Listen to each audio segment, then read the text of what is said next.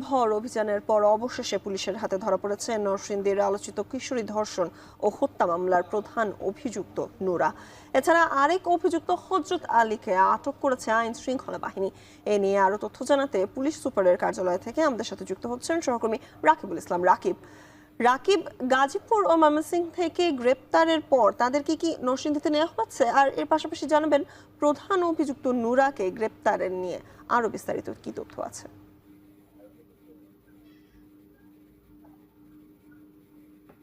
যে আপনি যেমনটি বলছিলেন, নরসিংদীতে কিশোরী হত্যার ঘটনায় কিন্তু আরো দুইজনকে গ্রেপ্তার করে হচ্ছে। এই মুহূর্তে আমি নরসিংদী পুলিশ সুপারের কার্যালয়ে রয়েছি।